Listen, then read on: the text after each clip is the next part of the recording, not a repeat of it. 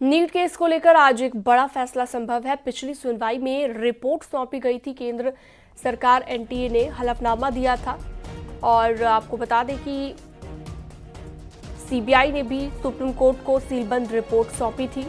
NEET UG paper leak मामले से जुड़ी याचिकाओं को लेकर सुप्रीम कोर्ट आज सुनवाई करने वाला है। पिछली सुनवाई में केंद्र सरकार और एनटीए ने हलफनामा दाखिल किया था। केंद्र सरकार ने अपने हलफनामे में कहा कि परीक्षा में बड़े पैमाने पर गड़बड़ी के सबूत नहीं है और वो नीट परीक्षा निरस्त कराने के समर्थन में नहीं है।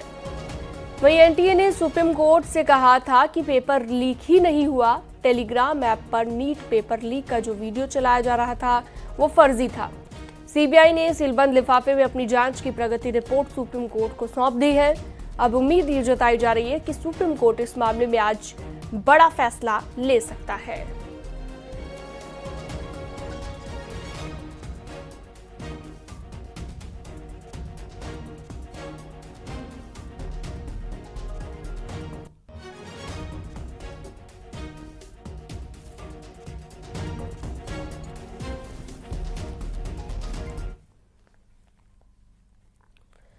लखनऊ में सीएम योगी आदित्यनाथ ने कांवड़ यात्रा को लेकर समीक्षा बैठक की है। बैठक में सीएम योगी आदित्यनाथ ने ऑफिसर्स को निर्देश दिए हैं कि कांवड़ियों की सुविधा, सुरक्षा और सम्मान का पूरा ख्याल रखा जाए। सीएम ने कांवड़ शिविरों के सत्यापन कराने, डीजे की लंबाई ज्यादा न होने के निर्देश दिए हैं।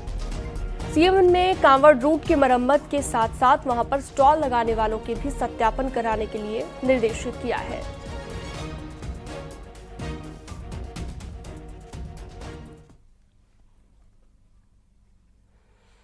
लखनऊ में राजभवन पहुंचकर सीएम योगी आदित्यनाथ ने राज्यपाल से मुलाकात की है और राज्यपाल आनंदीबेन पटेल से मुलाकात कर पुस्तक भेंट की है और इसकी तस्वीर भी आपको हम दिखा रहे हैं। राजभवन में राज्यपाल से मुलाकात की है मुख्यमंत्री योगी आदित्यनाथ ने।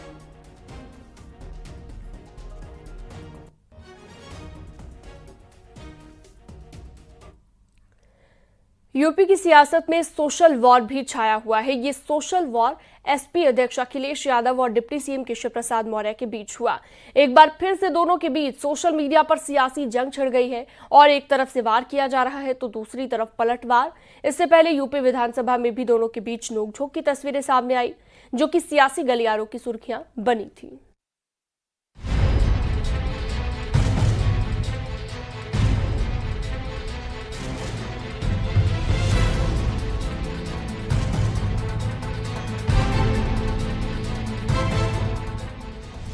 दस सीटों पर उपचुनाव से पहले दिल्ली से लखनऊ तक सियासी हलचल के बीच एसपी अध्यक्ष अखिलेश यादव और यूपी के डिप्टी सीएम केशव प्रसाद मौर्य के बीच एक बार फिर ट्विटर वॉर छिड़ गया है।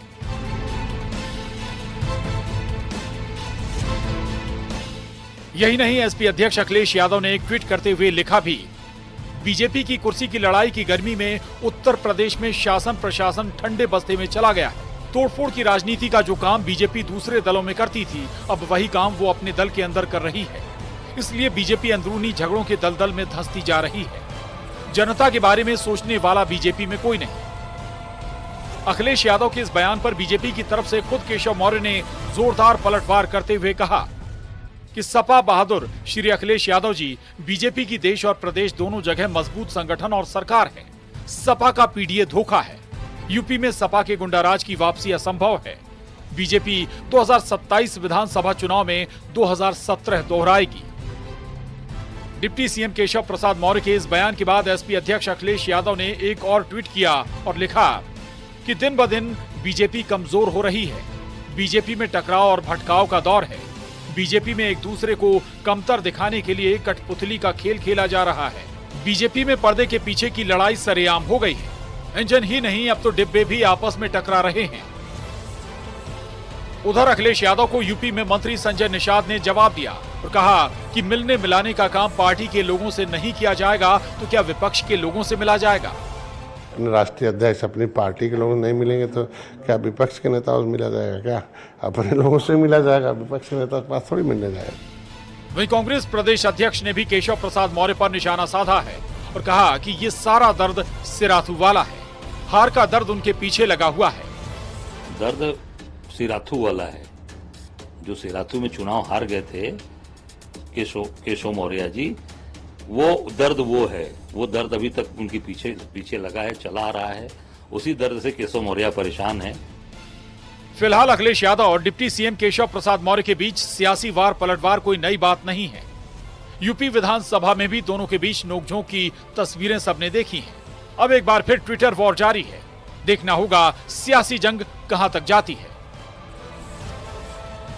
ये जुबानी जंग दोनों ही नेताओं के बीच में सुबह से शुरू हुई और लगातार एक्स पर पोस्ट के माध्यम से शाम तक जारी रही। आगामी कुछ दिनों में भी लगातार आपको ऐसे ही उत्तर प्रदेश के अंदर से राजनीतिक सरगर्मी तेज होते हुए नजर आ सकती है। कैमरा पर्सन रविंद्र के साथ पवन गौड़, नपकी 3, दिल्ली। दिल्ली में आज केंद्रीय कैबिनेट की बैठक होगी। संसद के सत्र से पहले होने जा रही आज की बैठक में कई बड़े फैसले लिए जा सकते हैं। प्रधानमंत्री नरेंद्र मोदी की अगुवाई में केंद्रीय कैबिनेट की बैठक होगी। सुबह 10:30 बजे से शुरू होगी ये बैठक। 23 जुलाई को पेश किए जाने वाले केंद्रीय बजट 2024 से ठीक पहले हो रही बैठक में कई महत्वपूर्ण फैसले लिए जा सकते हैं।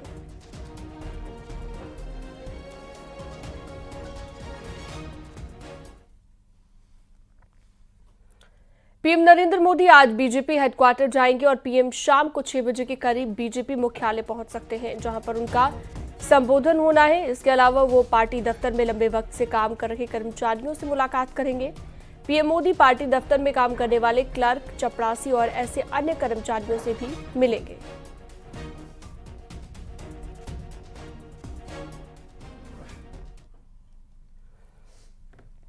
बरेली में मौलाना तौकीर रजा ने नया पैंतरा दिखाया है। तौकीर रजा ने सामूहिक धर्मांतरण कराने के कार्यक्रम को रद्द करने से इनकार किया है। तौकीर ने कहा है कि 21 जुलाई को ही करवाएंगे सामूहिक निकाह और तौकीर रजा ने प्रशासन पर गंभीर आरोप लगाए हैं। रजा ने कहा है कि प्रशासन ने बिना मेरी इजाजत के, बिना मेरी मर्जी के मेरे लोगों से कार्यक्रम रद्द कराने की बात लिखवाई। 21 तारीख को इज्तिमाई निकाह कराया जाएगा। इसके लिए हमने परमिशन मांगी हुई है। परमिशन अभी हमें नहीं मिली है, लेकिन मैं ये समझता हूं कि सामूहिक विवाह के कार्यक्रम सभी लोग करते रहे हैं, किए जाते हैं। मुझे परमिशन देने में इस कदर गुरेज क्यों किया जा रहा है, इस कदर एहतियातें क्यों रखी जा रही है, ये मेरी समझ में नहीं आ रहा है।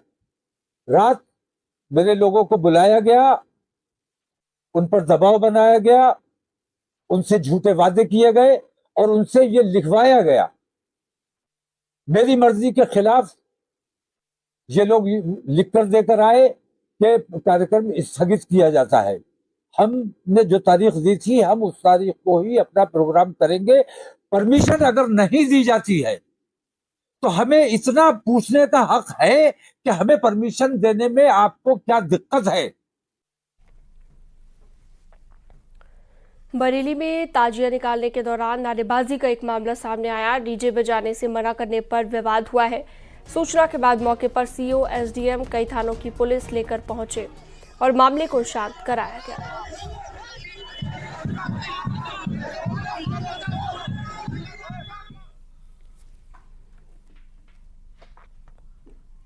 हाथरस भगदड़ को लेकर बाबा सूरजपाल का बेहद संवेदनहीन बयान सामने आया है।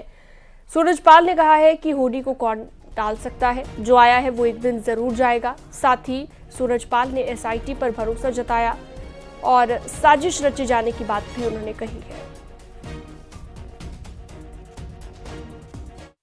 2 जुलाई की घटना के बाद से बहुत ही अवसाद हैं, अवसाद से ग्रसित हैं, लेकिन होने को कौन टाल सकता है, जो आया है उसे एक दिन तो जाना भी है, भले कोई आगे पीछे हो।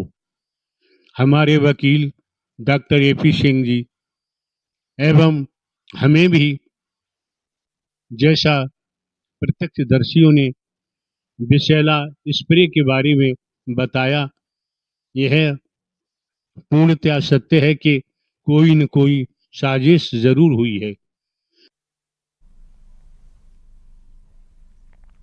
आगे बढ़ते हैं और अब आपको बताते हैं कि कन्नौज में एक्सीडेंट हुआ। एक घायल लड़के का जिला अस्पताल में इलाज के दौरान फर्श पर तड़पता हुआ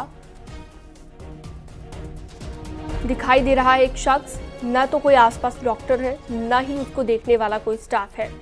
घंटों तड़प रहे लड़के की आखिरकार समय पर इलाज न मिलने के चलते मौत हो गई है। लड़के की मौत के बाद अस्पताल प्रशासन में हड़कंप मच गया और जांच की बात कही जा रही है। नहीं, ये बात हमारे संज्ञान में आज सुबह आई है और इसमें ये पता किया मैंने इमरजेंसी इंचार्ज से। वो ये पता चला कि एक्सीडेंटल आए थे और उनमें अल्कोहलिक इनटेक का भी बात उन्होंने बताई है और वो उसमें से बेड में रखने के बाद वो गिर जा रहे थे। तो एक बार गिरे थे तो उन्होंने उठा के उनको फिर बेड पे रखा, उपचार भी हुआ, लेकिन चूंकि हेड इंजरी थी और मतलब वो रिवाइव नहीं हो पाए, ये दुर्भाग्यपूर्ण बात है। परंतु तब भी हमने इस प्रकरण को संज्ञान में लेकर एक जांच बैठाई है। जालौर में ताजिया निकालने की होड़ में दो पक्षों में मारपीट हो गई और दोनों तरफ से लाठियां चली हैं। मारपीट में 3 लोग गंभीर रूप से घायल हो गए हैं। मामला मोहम्मदाबाद गांव का बताया गया है। मारपीट की सूचना के बाद मौके पर पुलिस फोर्स पहुंची और लोगों को समझा बुझाकर शांत कराया गया। थाना डकोर के मोहम्मदाबाद क्षेत्र में एक ही समुदाय के 2 पक्षों के बीच ताजिया को आगे ले जाने को लेकर विवाद हुआ। तत्काल पुलिस मौके पर पहुंच गई थी। कानून व्यवस्था की स्थिति सामान्य है। दोनों ताजिए अब चल रहे हैं और करबला में दफन किए जाएंगे। एहतियातन गांव में एक्स्ट्रा फोर्स भी तैनात कर दिया गया। आगे बढ़ते हैं और मैनपुरी की बात करते हैं। महिला एसएचओ पर झगड़े का वीडियो बना रखी बच्ची को पीटने का आरोप यहां पर लगा के और इससे उसकी हालत बिगड़ गई। उसे अस्पताल में भर्ती करा दिया गया है और पैक्सफेड चेयरमैन ने जिला अस्पताल पहुंचकर बच्ची का हालचाल जाना। दोषी एसएचओ पर कार्रवाई की बात कही है। आरोप यह है कि झगड़े का वीडियो बना रखी एक पक्ष की लड़की से मोबाइल छीनकर उसे पीटना शुरू कर दिया गया। महिला एसएचओ की पिटाई से बच्ची की हालत बिगड़ गई। परिजन उपचार के लिए जिला अस्पताल लेकर पहुंचे हैं। इसी दौरान कुछ लोग वहाँ वीडियोग्राफी कर रहे थे। जिस वीडियोग्राफी के दौरान वहाँ पर कुछ बात हुई है पुलिस कांस्टेबल से और इसी दौरान वहाँ पर जो लोग थे जिन लोगों ने थोड़ा झगड़ा किया था उनको पुलिस थाने लेके आई है और उनके विरुद्ध कार्रवाई की जा रही है। इस संबंध में पूरी जानकारी और पूरी जांच सीओसीटी साहब कर रहे हैं और जो प्रकरण सत्यता के आधार पर निकल के आएगा उसके अनुसार कार्रवाई की जाएगी। आजमगढ़ में ट्रांसपोर्टर धनराज यादव की हत्या के मुकदमे में सुनवाई पूरी हुई। कोर्ट ने ब्लॉक प्रमुख अखंड प्रताप सिंह समेत 12 आरोपियों को दोषमुक्त कर दिया है। पर्याप्त सबूत न होने पर आरोपी दोषमुक्त किए गए। वाराणसी में ट्रांसपोर्ट का व्यवसाय करने वाले धनराज यादव की स्कॉर्पियो सवार हमलावरों ने 11 मई 2013 को गोली मारकर हत्या कर दी।